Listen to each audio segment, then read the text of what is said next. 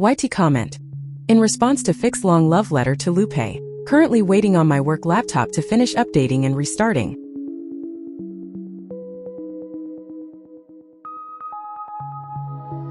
Restarting. I finally finished FD's long-ass love letter to Lupe Fiasco in documentary video essay style format, and wanted to take some time to dump some thoughts. But first, I gotta find a video on a recent road trip back home from FL to AL, writing hand medium skin tone.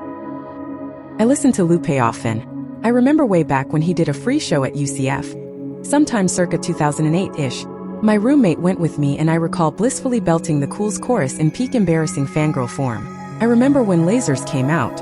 Remember having fallen into interviews and articles where Lupe spoke at length on the difficulties and hardships that the record and the battle it took to get it made came to represent for him.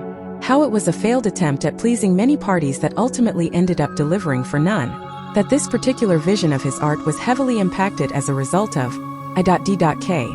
Basically capitalism and corporate greed, it seemed.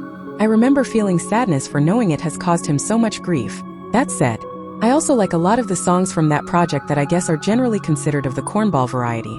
No matter though, I am but a cornball at heart, for always and forever regardless. I don't think any of these artists I listen to have any particular care, nor desire to attract the type of fanship that I offer. And with that in mind, I've decided that maybe the fact that I didn't venture to seek out any kind of socially communicative spaces to dig deeper into the meanings behind the messages turned out to be a blessing for me in the long run. I never really put any sort of effort into learning more about the artists, nor do I spend any tangible amount of time engaging with genres with any sense of noticeable passion or put in the effort to keep up with the concepts across albums. I just know I like the music, so I listen to it and it improves the time of life I'm living at the time it's being lived. That's a good reason to artistry, ye? I recognize it's hard to be a Lupe fan, but I'm also a Logic fan, so I guess more often than not, I'm used to liking the less than liked folks and then going on about my life as per usual. For Fic to lump Logic as white though, now pretty uncomfortable slight MO anyway. I suppose that is my fly in the milk syndrome talking though.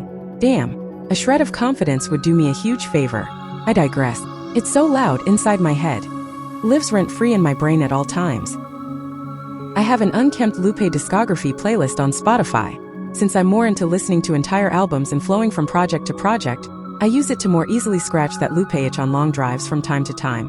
It's set to private, and currently only has concepts saved up to the Waves album. I spent a lot of time with Samurai though, and now think it'd be nice to have the whole thing up to date by the time the next long, somewhat lonesome, but not lonely at all road tripping car drive happens. If I play anything specific by request though, it's usually Tetsuo and Youth. The way FD explains the idea behind Lupe's AI/machine learning goals, as it relates to providing a penultimate seek and experience musical event, sounded futuristically wild and inconceivably exciting. But to think it'd be born of the trained intelligence that is a machine instead of from the mind of the man who trained it, well, yeah, that's a harder pill to swallow. I never went to put Negril into ChatGPT, well, because I haven't overcome my prejudice, and that's a something for me to work on for myself. Regardless, to climb a mountain in pursuit of a once-in-a-lifetime experience to hear a song and live in the unique moment of that specific piece of art is intriguing. However, knowing it comes at so much a cost sullies the thought before it's even finished being thunk. I don't do well with controversy, as is probably fairly easy to point out.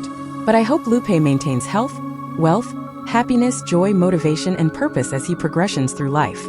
I don't think that's a controversial thought, but maintaining that consistently throughout his somewhat sabotaging battles is a pretty tall order to fill.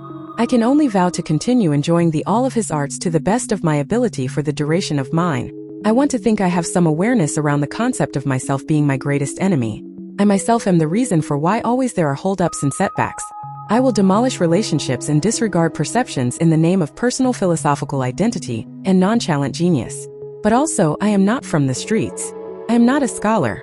I am an eternally inquisitive and simplistically naive millennial Black American female. Most noticeably, I am successfully sheltered. My lived experience does nothing to measure up to his, and I don't think I'm attempting to compare our lives.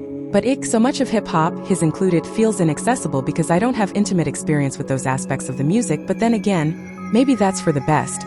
'Cause I've never been one for glorifying violence. The problem is I'm peaceful. Anyway, computer finished restarting way forever ago. Think I'm good enough to schedule this and get on with my day.